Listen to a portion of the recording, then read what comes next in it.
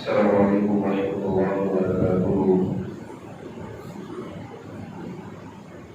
ان الحمد للہ نحمده ونستعینه ونستغفره ونعوذ باللہ من شرور انفسنا ومن سیئات اعمالنا من يهده الله فلا مضل له ومن يضلل فلا هادي له وأشهد أن لا إله إلا الله وحده لا شريك له وأشهد أن محمدا عبده ورسوله يا أيها الذين آمنوا اتقوا الله حق تقاته ولا تموتن إلا وأنتم مسلمون يا أيها الناس اتقوا ربكم الذي خلقكم من نفس واحدة وخلق منها زوجها وبث منهما رجالا كثيرا ونساء واتقوا الله الذي تساءلون به والأرحام إن الله كان عليكم رقيبا يا أيها الذين آمنوا اتقوا الله وقولوا قولا سديدا يصلح لكم أعمالكم ويغفر لكم ذنوبكم ومن يطع الله ورسوله فقد فاز فوزا عظيما أما بعد فإن خير الحديث كتاب الله وخير الهدي هدي محمد صلى الله عليه وسلم وشر الأمور محدثاتها وكل محدثة بدعة وكل بدعة ضلالة وكل ضلالة في النار اللهم صل على محمد وعلى آل محمد كما صليت على إبراهيم وعلى آل إبراهيم إنك حميد مجيد اللهم بارك على محمد وعلى آل محمد كما باركت على إبراهيم وعلى آل إبراهيم إنك حميد مجيد رب يسر ولا تعسر وتمم بالخير رب اشرح لي صدري ويسر لي أمري واحلل عقدة من لساني يفقهوا قولي۔ ہر قسم کی حمد و ثنا بڑائی کبریائی اللہ وحدہ لا شریک ذات کے لیے جو اس کائنات کا خالق و مالک رازق مشکل کشا حاجت روا ہے اور اس پوری کائنات کے نظام کو وہی بنانے والا ہے۔ نظام کائنات کو بنانے میں نہ کوئی اللہ کا شریک ہے نہ اس کائنات کے نظام کو چلانے میں کوئی اللہ کا شریک ہے۔ وہ ذات میں بھی اکیلا، صفات میں بھی اکیلا اور اختیارات میں بھی اکیلا ہے۔ انگنت لعنات بے شمار درود و سلام امام الانبیاء جناب محمد رسول اللہ صلی اللہ علیہ وسلم کی ذات کے لیے جس پوری کائنات کے لیے رحمت للعالمین بنتا ہے اور کروڑوں رحمت نازل ہوں صحابہ کرام رضوان اللہ علیہم اجمعین کا جنہوں نے اس دین کے لیے بے شمار قربانیاں دی۔ محترم سامعین کرام دوستو بزرگوں، اللہ رب العالمین نے یہ دین ہمیں عطا فرمایا ہے، یہ ایسا دین ہے جو ہمیں اللہ تبارک و تعالی کی پہچان کرواتا ہے، اللہ کا تعارف کرواتا ہے، اللہ کی معرفت کرواتا ہے۔ پھر جب کوئی بندہ اللہ کو پہچان لیتا ہے، اللہ کی معرفت حاصل کر لیتا ہے، تو وہ اللہ تبارک و تعالی کے ساتھ کسی کو بھی شریک نہیں ٹھہراتا۔ جس کو توحید کی سمجھ آ جاتی ہے وہ زندگی میں کبھی شرک نہیں کرتا۔ شرک وہی کرتا ہے جس کو رب کی پہچان نہیں ہو، اور اللہ نے اپنی پہچان کے لیے ہی اس کائنات کو وجود بخشا ہے، انسانوں اور جنوں کو پیدا کیا ہے۔ اللہ رب العالمین نے اپنی توحید کے لیے ہی انسانوں اور جنوں کو پیدا فرمایا، جیسا کہ اللہ تعالیٰ قرآن مجید میں ارشاد فرماتے ہیں وَمَا خَلَقْتُ الْجِنَّ وَالْإِنسَ إِلَّا لِيَعْبُدُونِ، اور میں نے جنوں اور انسانوں کو اپنی عبادت کے لیے پیدا کیا۔ عبادت سے مراد یہاں توحید ہے، اللہ کی معرفت ہے، اللہ کی پہچان ہے۔ گویا کہ اللہ نے کائنات کو وجود بخشا ہے اور انسانوں کو پیدا کیا ہے تاکہ انسان اللہ کو پہچان کر اس رب کی عبادت کرے۔ جب انسان کو اللہ کی معرفت حاصل ہو جاتی ہے، توحید کی سمجھ آ جاتی ہے، تو وہ شرک سے سب سے زیادہ ڈرتا ہے۔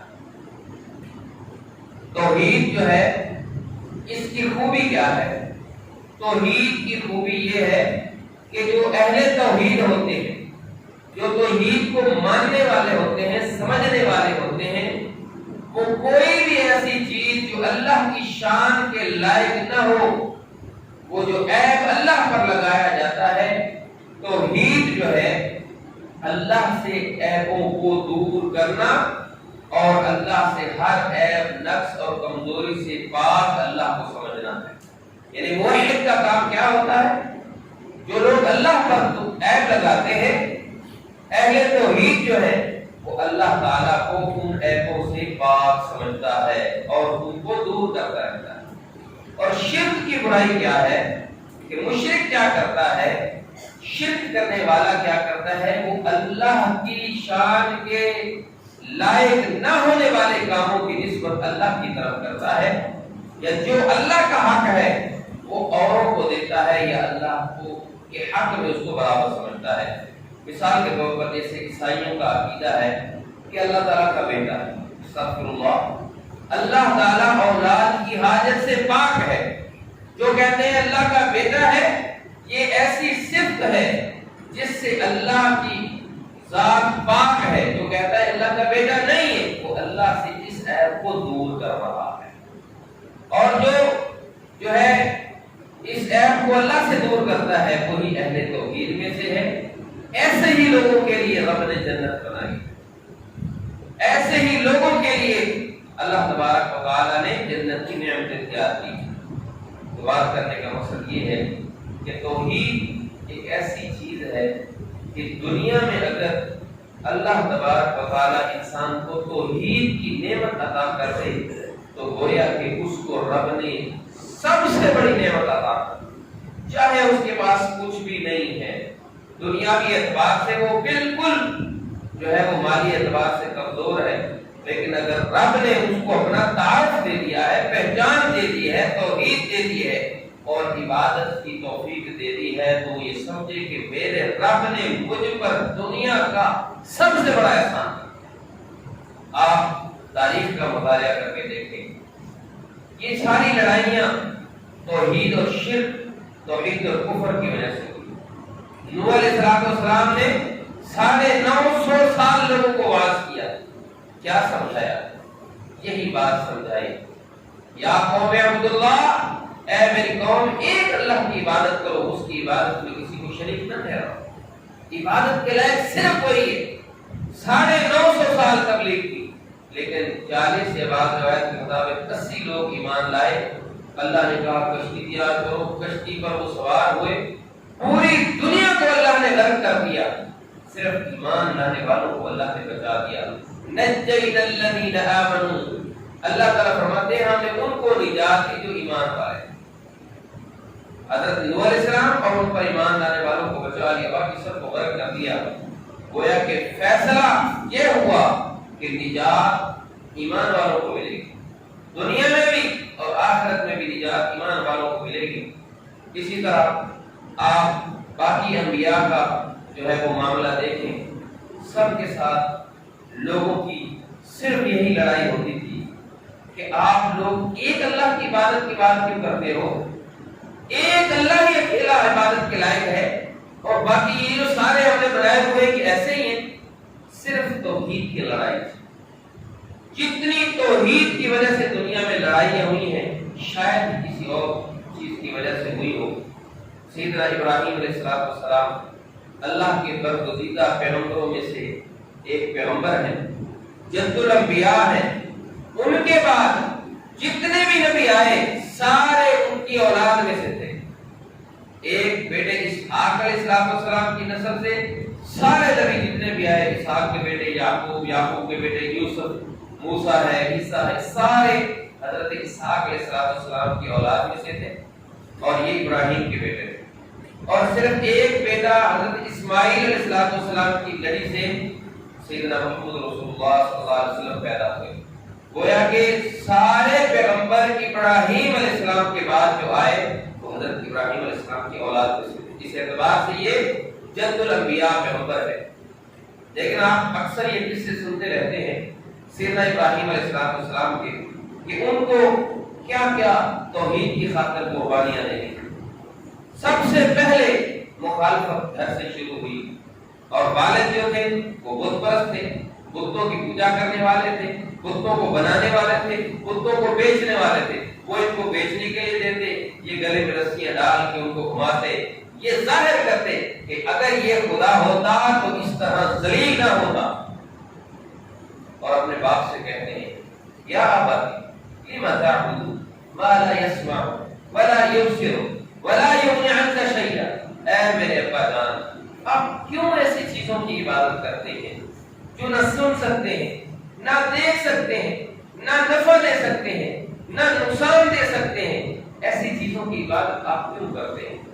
اور یہ قرآن کی آیت کو اٹھائیے، رسول اللہ صلی اللہ علیہ وسلم کے زمانے میں نازل ہوئی، لیکن یہ بات آج سے 4000 سال پرانی ہے جو ابراہیم علیہ السلام اپنے والد سے کہہ رہے ہیں۔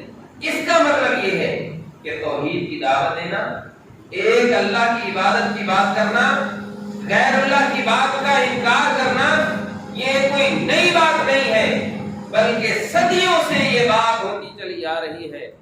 کوئی یہ نہ کہے کہ یہ نئی بات ہے، کہ آج ہی ان لوگوں نے اپنا نیا ہی مذہب نکال لیا ہے، نیا دین ایجاد کر لیا ہے، نئی نئی باتیں دین میں شامل کرنے لگ گئے ہیں۔ اور سب سے زیادہ لڑائی جس بات پہ ہوتی ہے وہ توحید ہے۔ اگر یہ نئی بات ہوتی، اللہ اس کو قرآن مجید کے اندر درج نہ فرماتا، یا ابتی اے میرے ابا جان، لما تعبدون آپ کیوں ایسی چیزوں کی عبادت کرتے ہیں، ما لا يسمعون جو نہ سنتے ہیں، نہ سمجھتے ہیں، نہ نفع دیتے ہیں، نہ نقصان دیتے ہیں۔ اس کا مطلب یہ ہے کہ عبادت کے لائق وہ ہے جو نفع نقصان کا مالک، اور وہ میرا اللہ ہے۔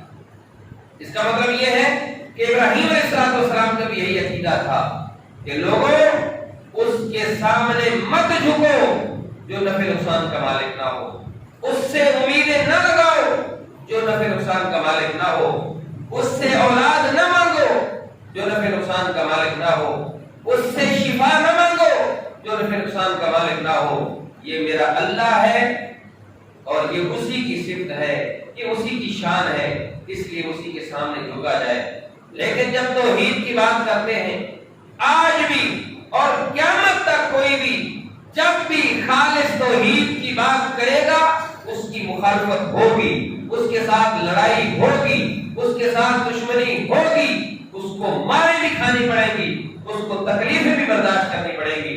ابراہیم علیہ السلام نے بھی تکلیفیں برداشت۔ اللہ فرماتے ہیں وَإِذِ ابْتَلَىٰ إِبْرَاهِيمَ رَبُّهُ بِكَلِمَاتٍ، ابراہیم کو جب بھی آزمایا گیا، جس کلمے سے، جس بات میں آزمایا گیا، فَأَتَمَّهُنَّ ہر آزمائش پر وہ پورا اترے۔ قَالَ إِنِّي جَاعِلُكَ لِلنَّاسِ إِمَامًا، اللہ نے فرمایا ابراہیم ہم تجھے کائنات کے لوگوں کا امام بناتے ہیں۔ باپ کو ترغیب دلاتے ہیں۔ باپ کیا کہتا ہے؟ لَئِن لَّمْ تَنْتَهِ، اے ابراہیم اگر تم اپنے ان کاموں سے باز نہ آئے، ہماری بتوں کی مخالفت نہ چھوڑی، لَأَرْجُمَنَّكَ ہم تجھے رجم کر دیں گے، مار دیں گے۔ لیکن ابراہیم علیہ السلام نے توحید کو نہ چھوڑا۔ میرے بھائیوں، دل برداشت نہ ہوا کریں جب آپ کو توحید کی خاطر تانے سننے پڑے، جب آپ کو گالیاں سننی پڑے، جب آپ کو مخالفت کا سامنا کرنا پڑے۔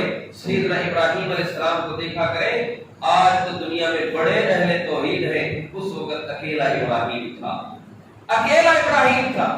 جب ان کو آگ میں ڈالے جانے کی تیاری کی گئی، جب انہوں نے معبد خانے کے اندر بتوں کو توڑا، تو ان کو آگ میں ڈالنے کے لیے جب تیاری کی گئی تو بادشاہ بھی ساتھ تھا، رعایا بھی ساتھ تھی، قوم بھی ساتھ تھی، گھر والے بھی ساتھ تھے، اکیلے ابراہیم تھے۔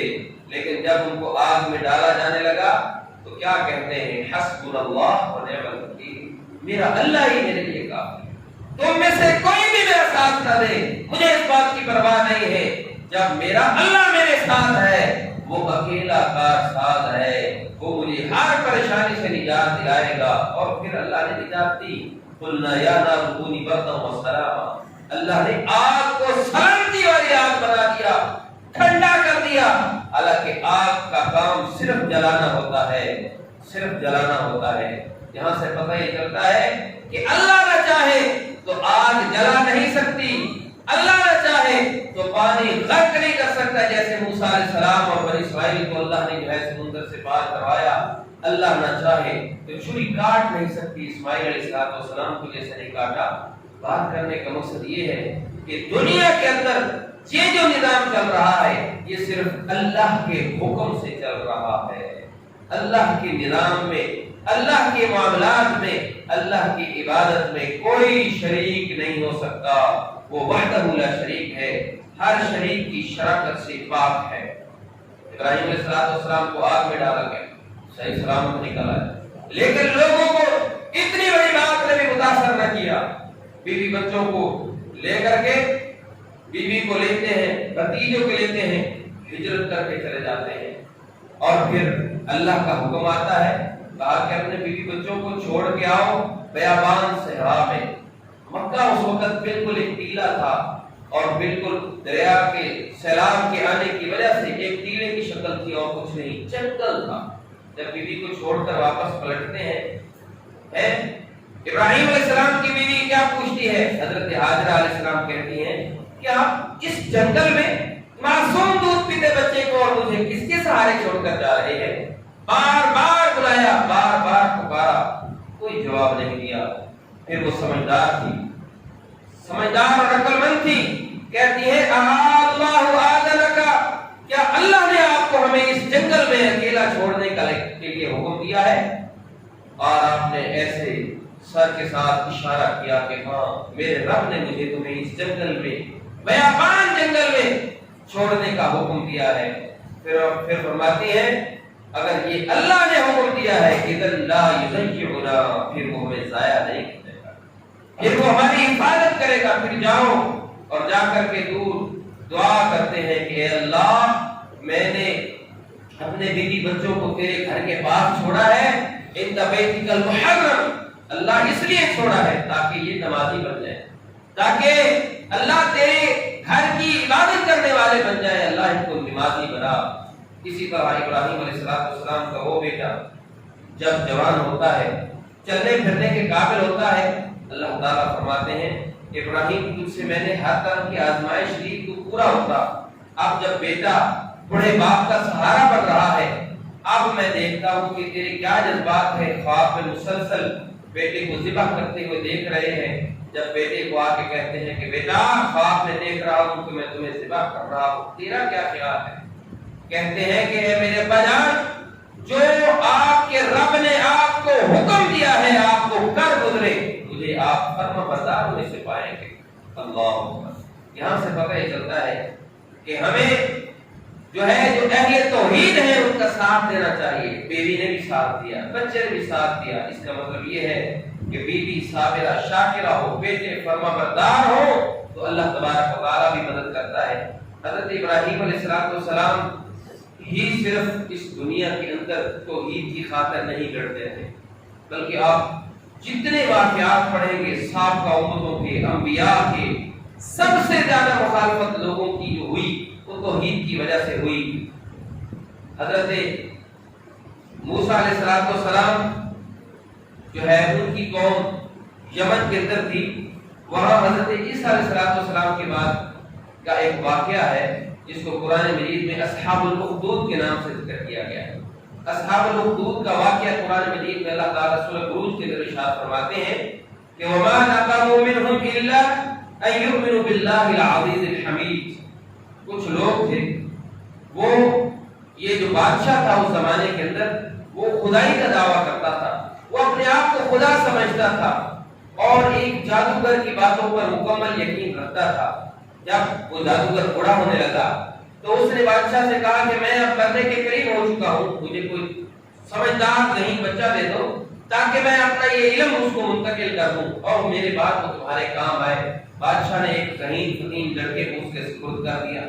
وہ لڑکا صبح کے وقت اس جادوگر کے پاس کالا علم کا جادو سیکھنے کے لیے آتا، لیکن جب واپس پلٹتا تو ایک راہب جو اس وقت توحید پر قائم تھا اس کے جھونپڑی کے قریب سے اس کا گزر ہوتا تو وہ اس کے پاس بھی تھوڑی دیر کے لیے بیٹھ جاتا، اور اسی طرح سلسلہ چلتا رہا۔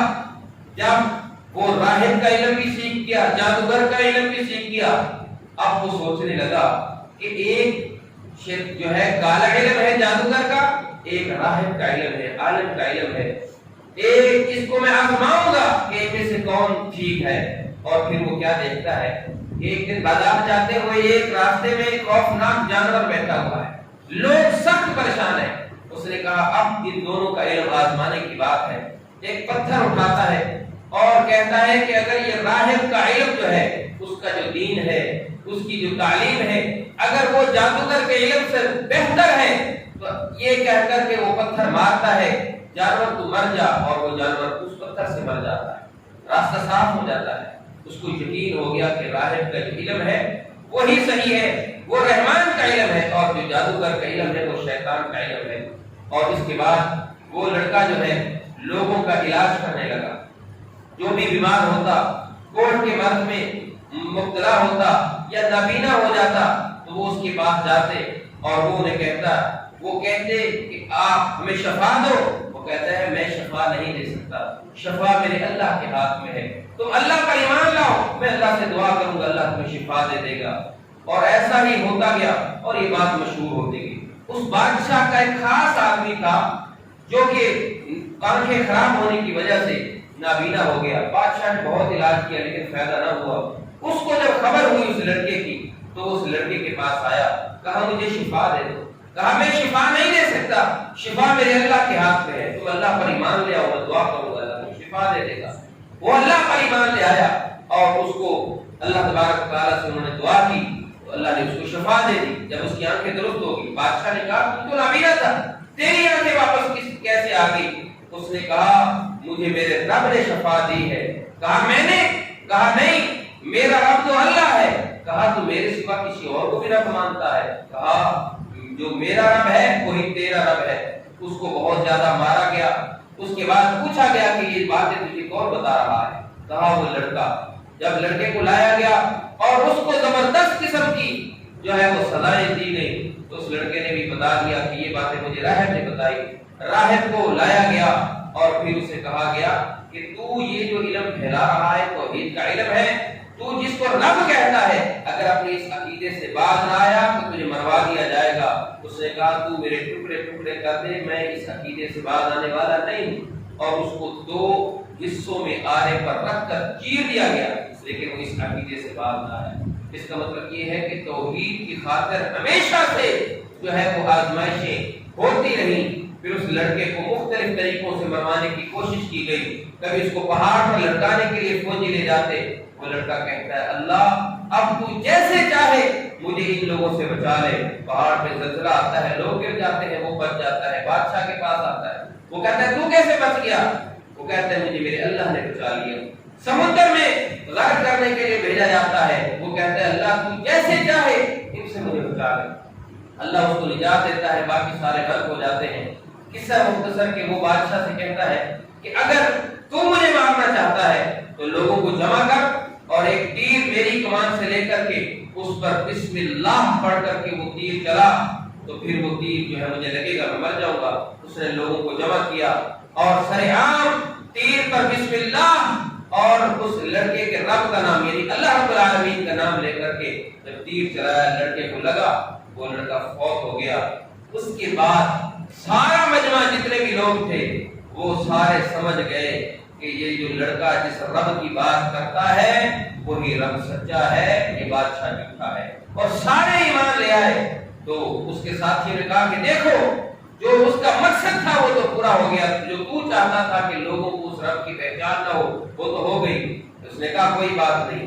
اس نے پوری گلیوں کے اندر جگہ جگہ خندقیں کھدوائیں اور ان کے اندر آگ جلائی اور لوگوں کو کہا کہ یا تم اپنے اس عقیدے سے باز آ جاؤ یا اس آگ میں کود جاؤ.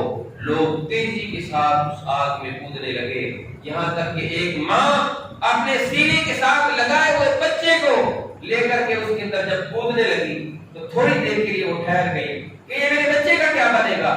لیکن اس بچے کی زبان سے یہ الفاظ نکلے، ان عذاب الدنیا اہون، اے ماں اس آگ کے اندر کود جا کیونکہ دنیا کا عذاب آخرت کے مقابلے میں بہت ہلکا ہے. تو حق پر ہے، تو سچی ہے، تو کود جا. اور اللہ رب العالمین نے ان سب کو جو ہے وہ جنت عطا کر دی. اس کا مطلب یہ ہے کہ ہمیشہ جب آپ حق بات کریں گے آپ پر آزمائشیں آئیں گی، تکلیفیں آئیں گی، پریشانیاں آئیں گی، اس پر آپ نے صبر کرنا ہے اور اللہ کے حکم پر راضی رہنا ہے. لوگ آپ کے ساتھ جو ہے وہ مذاق بھی اڑائیں گے، تانے بھی دیں گے، گالیاں بھی دیں گے. یہ توحید کی پہچان ہے.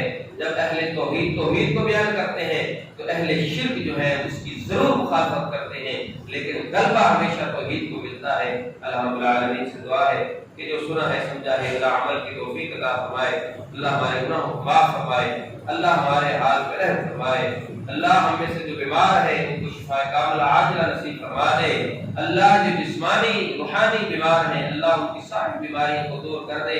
اللہ جو شرک کی زندگی گزار رہے ہیں، اللہ جو گمراہی کی زندگی گزار رہے ہیں، اللہ ان کو شرک سے نکال، اللہ ان کو توحید کی نعمت عطا فرما دے.